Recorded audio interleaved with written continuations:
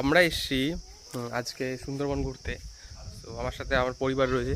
তো আমি এখন রায়মঙ্গল নদীর মধ্যে দিয়ে একটা বোট ভাড়া করে 2 ঘন্টা 2.5 ঘন্টার জন্য 1200 টাকা খরচা করে জোয়ারের সময় জঙ্গলটা দেখছি।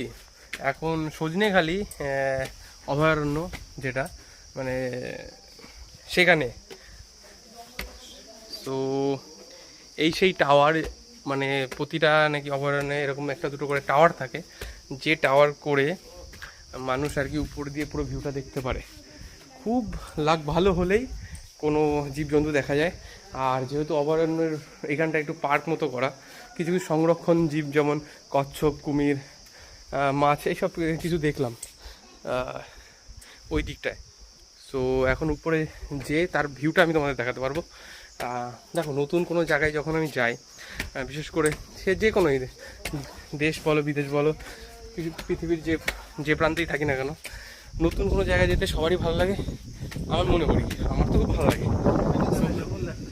এই আর কি সুন্দরবন জঙ্গল, এটা বিশেষ করে সজনেখালি, তাই তো, সজনেখালি অভয়ারণ্য। তো আমরা এসছি ক্যানিং থেকে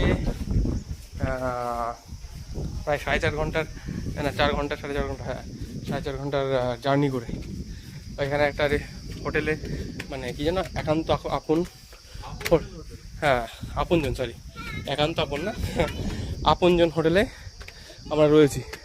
আর্টিফিশিয়ালি অনেক কিছু এখানে দেখা যাচ্ছে, তার সাথে সাথে কুমির, কিছু কচ্ছপ দেখতে পেলাম। আর এটাই সব থেকে, এই টাওয়ার, এই দেখো, এইটা হলো রায়মঙ্গল সেই নদী। আমি এখন উপরে পৌঁছে গেছি পুরো।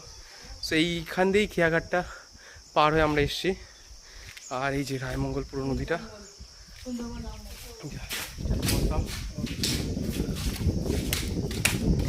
এটা সংরক্ষিত আর কি। এই দিকটা সংরক্ষিত।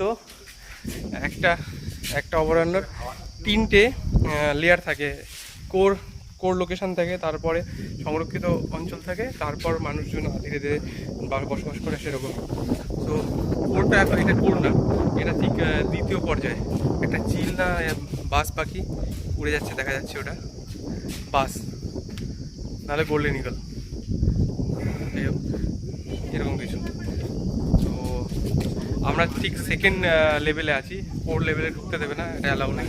আর অনেক পারমিশনের ব্যাপার থেকে আমি জানি না যতদূর।